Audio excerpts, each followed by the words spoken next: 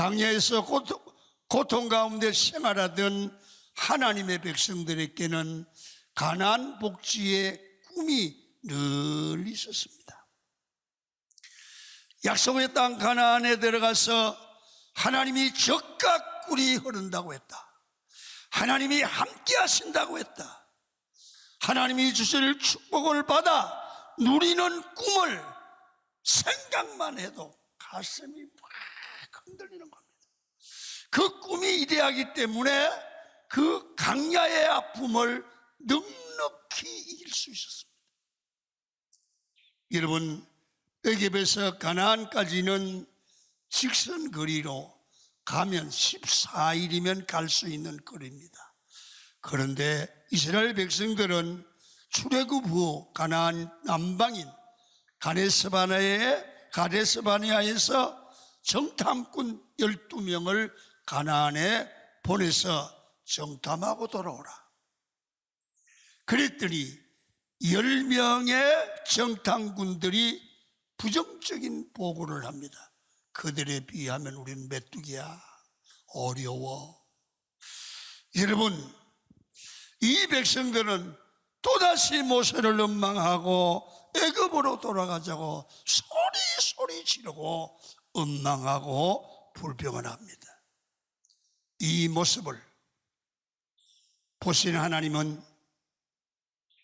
이 백성이 이런 모습으로, 이런 자세로, 이런 마음으로 가나안에 들어갈 준비가 되지 않았다는 겁니다.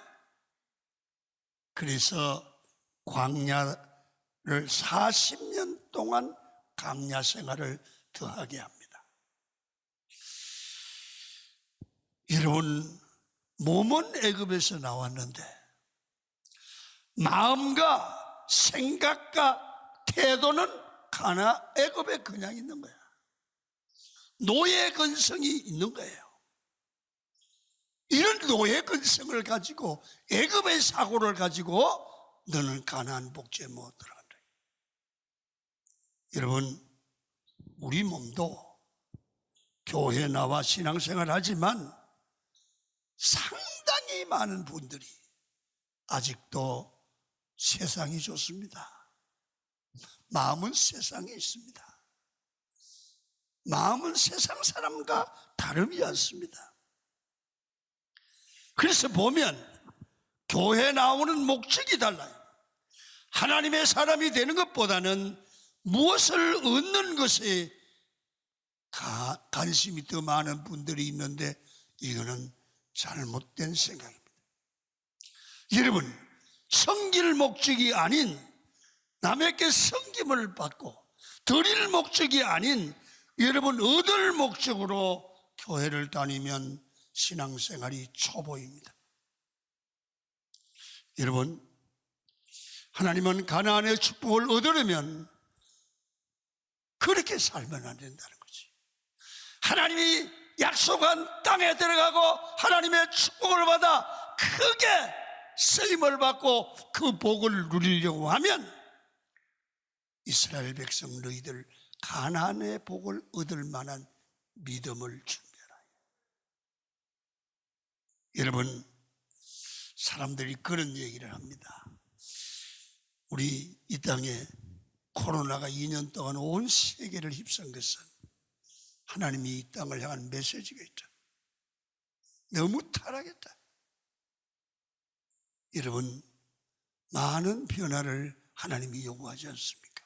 아니, 그렇게 크게는 벌리지 않더라도 여러분, 우리 일상을 통해서 보면 하나님이 우리 코로나로 이렇게 하는 데는 어떤 뜻이 있고 우리에게 뭘 깨닫게 하는 섭리가 있는 줄 믿습니다. 여러분, 그냥 넘길 일이 아닙니다. 여러분, 고난을 당하고 어려움을 당하면서 사람들은 여러분 많은 생각을 하게 되고 깨닫게 되는 겁니다. 그리고 이 사람이 생각이 달라지고 나면 하나님이 축복하실 믿음의 그릇이 준비되는 겁니다. 그래서 어떤 면에서 우리 성도들에게 고난이 있는 것은 하나님이 우리를 고치는 거예요. 생각도 고치고 믿음도 고치고 고쳐서 복받을 만한 그릇으로 만들어 가신다는 거죠. 자, 그러면 가나안의 축복을 받아 누리려고 하면 우리 신앙에 뭐가 필요한 거냐? 첫째, 세 가지를 생각하려고 합니다. 우리 사람은 어디를 살든지, 잘 살든지 못 살든지, 여러분 건강하든지 건강하지 않든지, 젊든지 나이가 먹든지 간에 좋은 일만 있는 게 아닙니다. 반드시 하나님은 고난도 함께 주실 줄로 믿습니다. 사람은 잘 살 때도 정신을 차려야 되지만 고난 당할 때 어떤 자세로 생각하고 말하고 행동하느냐가 중요합니다. 그래서 가나안의 축복을 받아 누리려고 하면 광야의 고난과 아픔을, 그 시험을 이겨내는 신앙으로 무장을 해야 된다. 여러분, 왜 하나님의 백성이 계명을 지키지 않고 하나님을 잊어버리다가 어려움을 당하는 줄 아십니까? 오늘 의식주 문제가 해결되고 물질이 풍부해지면서 영과 육이 복을 받아서 걱정이 없어졌어요. 먹는 걱정도 없고 사는 걱정도 없고 돈 쓸 걱정도 없고 아무 걱정도 없어요. 그러면 참 예수 잘 믿을 것 같으지, 천만에 마음이 해이해지고 하품이 나오고 교만해지고 소리가 커지고 반말이 나오는 거요. 자, 성경은 이렇게 말해요. 신명기 8장 12절부터 14절이에요. 시작. 내가 먹어서 배부르고 아름다운 집을 짓고 거주하게 되며 또 내 소와 양이 번성하며 내 은금이 증식되며 내 소유가 다 풍부하게 될 때 내 마음이 교만하여 내 하나님 여호와를 잊어버릴까 염려하노라. 여호와는 너를 애굽 땅 종되었던 집에서 이끌어내시고, 그들이 하나님의 축복을 받아서 배가 부르도록 먹고 아름다운 집을 짓고 그 소와 양이 풍부하여, 다시 말하면 복받을 복을 다 받았어. 그러니까 교만해지고 하나님의 복을 받고 하나님과 멀어지는 거예요. 그러니까 하나님께서 그들을 교만한 병을 고치고 가나안 입성에 필요한 인격을 만들려고 광야로 인도하는데 이러는 거예요. 불뱀과 정갈이 있고, 불뱀과 정갈이 있고, 물이 없는 광야로 인도한다. 왜? 하나님 섬기던 백성이 배반했어. 그래서 하나님이 그들을 광야로 인도하는 거예요. 왜? 가나안의 복을 받을 사람으로 만들려고.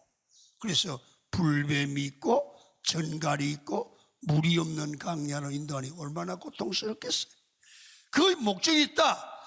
그들을 낮추시고, 교만한 마음을 낮추시고 하나님 앞에 준비된 사람을 만들어 마침내 복을 주시려고. 여러분이 굉장히 중요한 얘기입니다. 이 말씀이 우리에게 적용하는 것도 중요해요. 여러분, 하나님은 자기 백성에게 복을 주실 때 먼저 겸손하게 낮추도록 시험을 통해서 우리를 깨닫게 하고 만들어가고 고치고 그 다음에 준비될 때 복을 주시더라. 복을 주시더라. 그래서 여러분, 우리의 관점이 변해야 돼요. 고난이나 시험이 오면 그 시험을 통해서 낙심할 것이 아니라, 하나님이 나를 복받을 사람으로 고치시는구나. 여러분, 큰 시험을 당하면 길이 없는 것 같이 보이지만 그때도 주님께서 함께 하시고 피할 길을 준비하시고 이길 힘을 주실 줄로 믿습니다. 그리고 절대로 하나님의 백성은 망하지 않게 해요. 그 고난을 지나면 축복이 따라올 줄 믿습니다. 용기를 잃지 말고 주님을 붙들고 더 기도하셔야 돼요. 특히 하나님은 어떤 분야에서 축복하실 때 먼저 그 분야에서 고난과 시험을 치를 때가 많습니다. 물질 축복을 주시기 위해 전에 물질로 시험하고 자녀 축복을 주시기 전에 자녀를 시험을 하는 경우가 또 있습니다. 아브라함이 어떻게 믿음의 조상이 될 수가 있었습니까? 믿음의 조상은 여러분 그의 자녀와 후대가 축복을 받았다는 뜻입니다. 자녀 축복을 받은 것은 그가 100세에 얻은 독자 이삭을 바치는 자녀 시험을 잘 치렀습니다. 생각을 해보세요. 아브라함이 모리아 산으로 갈 때에 얼마나 생각이 깊었겠습니까? 정말 아들을 바치라는 게 100세에 주신 하나님이 아들 주시고 나서 그걸 잡아서 죽이래. 이게 진짜 하나님의 음성이 맞는 거야? 아닌 것 같기도 해. 이런 생각, 저런 생각. 여러분 별 생각을 들 거예요. 내가 혹시나 잘못 드는 거 아니야? 여러분 수많은 얼씬과 고민 끝에 아브라함은 그래도 주님의 음성에 순종하여, 여러분 시험이 있다는 것은 축복받을 그릇을 준비시키는 겁니다. 여러분 그러므로 시험을 두려워하거나 시험 때문에 낙심하지 말고 그런 때일수록 내 사명을 찾고 믿음을 회복하고 여러분 직분에 충실할 수 있기를 축원합니다. 그러면 우리가 고난 중에 충성을 다한다고 당장 내일 환경이 바뀌지 않아도 반드시 멀지 않아 하나님이 축복하시는 날을, 기적을 보여주신 날을 여러분이 보시고 체험하게 될 날이 올 줄 믿습니다. 여러분 야고보서 1장 2절이 이렇게 우리에게 위로를 주십니다. 시작. 내 형제들아 너희가 여러 가지 시험을 당하거든 온전히 기쁘게 여기라. 아멘. 시험 후에는 왜 기뻐하느냐? 반드시 주님이 함께하고 복을 받기 때문에. 여러 가지 시험을 당하면 여러 가지 복을 받고 큰 시험을 당하면 큰 복을 받는 줄 믿으십시오. 그래서 시험 칠 때는 힘들지만 시험이 끝나는 순간 그 시험이 하나님의 은혜임을 깨닫는 성숙이 있게 마련입니다. 그러므로 시험이 올 때 이렇게 기도하십시오. 하나님 이 시험을 통해 믿음이 흔들리지 않게 하시고 앞으로 더 큰 복을 받아 이 큰 일을, 더 큰 일을 감당할 수 있게 하옵소서. 그러니까 고난 당할 때 고난을 축복으로 바꾸고 고난을 성숙의 기회로 삼는 이 사람이 약속의 땅을 들어갈 하나님의 축복을 소유할 그런 준비된 자가 되는 줄로 믿습니다. 두 번째는요, 가나안 땅에 들어가서 젖과 꿀이 흐르는 그런 땅을 소유하고 하나님이 복을 주시려고 할 때 여러분 이렇게 말합니다. 재물 얻을 능력을 구하라는 거예요. 재물 얻을 능력을 구하라는 겁니다. 여러분 우리 사회가 세계적으로 굉장히 경제가 어려워진다고 그래요. 여러분 은행의 환율이, 이자율이 높아져서 굉장히 도산하는 분들이 많습니다. 세계 경제가 침체되고 있다는 거예요. 이제는요, 이 정신 바짝 안 차리면 살아가기가 심히 어려운 사회 환경이 구성되고 있습니다. 이런 때 여러분, 우리 사람의 노력으로 재주로 사는 게 아닙니다. 재물 얻을 능력을 받아서 하나님의 복을 받아 누려야 될 줄 믿습니다. 자, 성경을 한번 봅니다. 8장 17절 봅니다. 시작. 그러나 내가 마음에 이르기를 내 능력과 내 손의 힘으로 내가 이 재물을 얻었다 말할 것이라. 내 하나님 여호와를 기억하라. 그가 내게 재물 얻을 능력을 주셨음이라. 예, 여기 보면 재물 얻을 능력을 주셨기 때문에 네가 돈을 소유하고 부자가 됐다. 여러분, 우리에게 재물이 생기면 야, 참 내가 돈 잘 벌어. 내 능력으로 얻은 것으로 여기지 말고 재물 얻을 능력을 주셔서 얻었음을 기억하고 감사하기를 축원합니다. 여러분, 이 말씀은 성도는 무조건 재물을 구하지 말고 재물 얻을 능력을 구하라고 말입니다. 그래서 그런 말이 있지 않습니까? 보통 이게 밥 먹고 사는 거는 그냥 아무나 노력하고 하면 되지만 큰 복은 하나님이 주셔야 돼. 아멘 좀 해요. 큰 복은 하나님이 주셔야 큰 부자 돼. 노력으로 안 돼. 될 듯한데 안 돼. 그래서 성경을 보면 이삭이 부자 중에도 거부가 됐습니다. 그는 그 원래 직업이 전공이 양떼를 치는 축산업자입니다.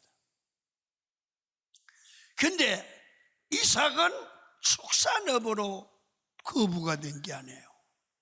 창세기 26장에 보면 전문 분야가 아닌 농사를 지어서 100배의 축복을 받았어요.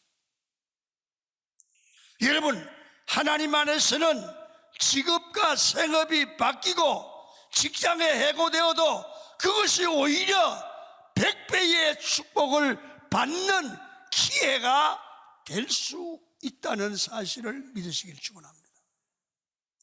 결국 내가 어떻게 무슨 일을 잘 하느냐 보다는 하나님께서 어떻게 축복하시면서 나를 도와주셨냐, 그게 달려있어요.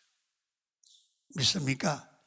인간적인 성실함과 수완도 중요하지만 하나님을 경외하는 예배의 삶을 기초로 하나님의 사람으로서 가나안을 소유하고 하나님의 축복을 소유할 그릇이 준비되면 하나님이 그 그릇을 채워주신다는 거죠.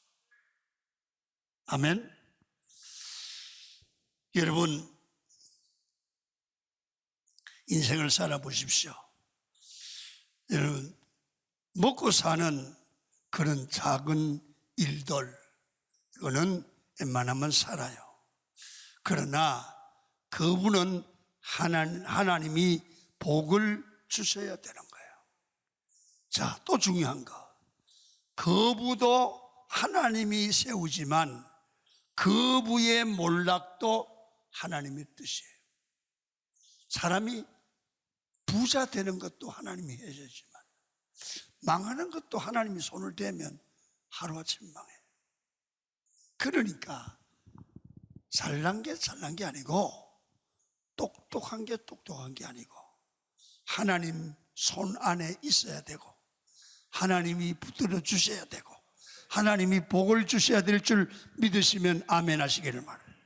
그래서 여러분들과 저는 겸손한 예배자의 자세로 하나님이 아무리 복을 주셔도 교만하지 않고 하나님 앞에 어떤 시험과 고난이 와도 믿음으로 이기는 믿음의 기초가 반석이 되기를 축원합니다. 여러분, 왜 가나안 족속이 이스라엘에 의해 멸망을 당했습니까? 죄 때문이었습니다. 자, 성경을 봅니다. 19절입니다. 시작. 내가 만일 내 하나님 여호와를 잊어버리고 다른 신들을 따라 그들을 섬기며 그들에게 절하면 내가 너희에게 증거하노니 너희가 반드시 멸망할 것이라. 여호와께서 너희 앞에서 멸망시키신 민족들 같이 너희도 멸망하리니 이는 너희가 너희의 하나님 여호와의 소리를 청종하지 아니함이니라. 아멘. 여기서 발견하는 것은 하나님의 백성도 하나님의 뜻을 저버리고 우상 숭배에 빠지면 가나안 족속들처럼 반드시 멸망할 거래. 신앙 배신하지 말라고 말이에요. 그리고요, 하나님의 사람은 이 눈이 주님만 바라봐야 돼요. 그리고 말씀 중심으로 살 때 여러분, 하나님이 약속한 진정한 만족과 행복을 누리는 가나안의 백성이 될 것입니다. 여러분, 미국의 조지 베브리 셰이라는 가수가 있습니다. 그는 목사의 자녀로 태어나서 어릴 때부터 예수님을 잘 믿었습니다. 그는 굵고 아름다운 목소리를 가졌기 때문에 나중에 인기 있는 대중가수가 되었습니다. 그런데 인기가 올라가면서 돈이 생기면서, 여러분, 돈이 없을 때는 돈도 나지만 돈이 많아지고 인기가 높아지면 어떨 땐 그게 귀찮다는 거예요. 그리고 돈이 많아지니까 쓸 때도 별로 없어졌어요. 그런데 마음에는 공허합니다. 인기가 높아지는데 돈이 많아졌는데, 야, 이거 내가 목사의 자녀인데, 하나님의 자녀인데, 이거 대중가요만 부르고 이 인기 높은데 이 정신이 팔려서 내가 이러다가 잘못된 길로 가는 것 같다. 그러던 어느 날 성경을 읽다가 하나님의 음성을 듣는 거예요. 그래서 여러분, 하나님을 믿고 성령 받고 은혜를 누리면 기뻐서 감격하고 찬양하던 그때가 새록 생각이 나는 거예요. 그래서 그는 엎드려서, 그렇다, 세상 인기 가수가 되어 세상의 향락을 누리다가 주님 손에서 버림을 받을 수 없다. 나는 인생을 낭비하지 말고 하나님 앞에 부끄러움이 없는 삶을 살자. 그렇게 결심을 하고 나는 대중가요를 부르지 않고 하나님을 찬양하는 복음송만 부르리라 결심을 했습니다. 바로 그때 미국의 NBC 방송국에서 전보다 몇 배의 보수를 줄 테니 전속 계약을 하자고 전화가 왔습니다. 그는 대답했습니다. 고맙습니다. 죄송하게도 전화를 조금 늦게 하셨습니다. 앞으로 하나님과 저는 하나님의 영광을 위해서만 노래할 것이라고 약속을 드렸고 나는 그 약속을 지킬 겁니다. 그 말을 했는데 갑자기 마음에 기쁨이 확 솟으면서 아름다운 멜로디가 솟아났습니다. 그때 그가 작곡한 찬송이 바로 이 찬송입니다. 주 예수보다 더 귀한 것은 없네. 주 예수보다 더 귀한 것은 없네. 여러분, 그 후 그는 빌리그람 목사의 평생 동역자가 되어서 빌리그람 목사가 설교하기 전에 언제나 감동적인 찬송으로 청중들의 마음을 여는 세계적인 복음 가수가 되었습니다. 집회 때 찬송이 끝나고 청중들이 기립박수를 하면 그는 그렇게 고백합니다. 이 박수갈채 감사합니다. 그러나 이 찬사와 박수도 예수님과는 바꿀 수가 없습니다. 이 세상의 어느 것도 우리 영혼을 채울 수 있는 것은 복음 외에는 없습니다. 외로움과 상처와 불안으로 병들어가는 현인에게 무엇보다 더 필요한 것이 복음과 말씀입니다. 예수님을 바라볼 때 참된 평안과 안식과 소망이 있습니다. 오늘 여러분들과 저는 이제 하나님을 바라보며 하나님 앞에 정말 믿음으로 살겠습니다. 예배의 성공자로 살겠습니다. 주님만이 나의 소망입니다. 주 예수보다 더 귀한 것은 없습니다. 이 믿음을 준비해서 새해를 출발하십시오.